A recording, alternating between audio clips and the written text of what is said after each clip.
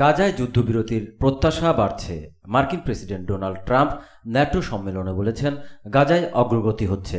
ফিলিস্তিনি স্বাধীনতাকামী সংগঠন হামাসও যুদ্ধবিরতির প্রত্যাশা ব্যক্ত করেছে। তাছাড়া ফিলিস্তিনের প্রেসিডেন্ট মাহমুদ আব্বাস ট্রাম্পকে এক চিঠিতে গাজায় যুদ্ধবিরতি কার্যকরে ভূমিকা রাখার জন্য অনুরোধ করেছেন। ট্রাম্প বলেছেন, তিনি বিশ্বাস করেন গাজায় ইসরায়েল ও হামাসের মধ্যে সংঘাতের অবসান ঘটাতে অসাধারণ অগ্রগতি হচ্ছে। ইরানে হামলার ঘটনায় গাজায়ও ইতিবাচক প্রভাব ফেলবে বলে তিনি মনে করেন। আল জাজিরা জানায়, ফিলিস্তিনি প্রেসিডেন্ট মাহমুদ আব্বাস ট্রাম্পের কাছে একটি চিঠি লেখেন। তাতে তিনি ইসরায়েল ও ইরানের মধ্যে যুদ্ধবিরতি নিশ্চিত করার জন্য ট্রাম্পের প্রশংসা করেছেন। ফিলিস্তিনিদের জন্য স্থায়ী শান্তি ও স্থিতিশীলতা আনতে আরেকটি চুক্তিতে কাজ করার জন্য ট্রাম্পকে প্রস্তাব দিয়েছেন তিনি।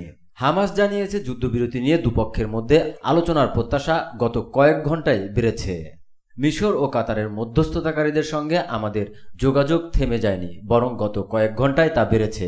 তবে যুদ্ধের অবসান ঘটাতে নতুন কোনো প্রস্তাব পায়নি হামাস।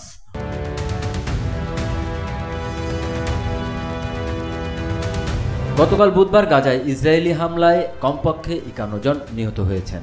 তাদের মধ্যে ত্রাণ বিতরণ কেন্দ্রে খাবার আনতে গিয়ে 14 জন গুলির মুখে পড়ে প্রাণ হারিয়েছেন। ত্রাণ কেন্দ্রে খাবার সংগ্রহের জন্য মাত্র 20 মিনিট সময় দেওয়া হচ্ছে। বেঁধে দেওয়া সময় পার হলেই গুলি চালাচ্ছে দখলদার বাহিনী।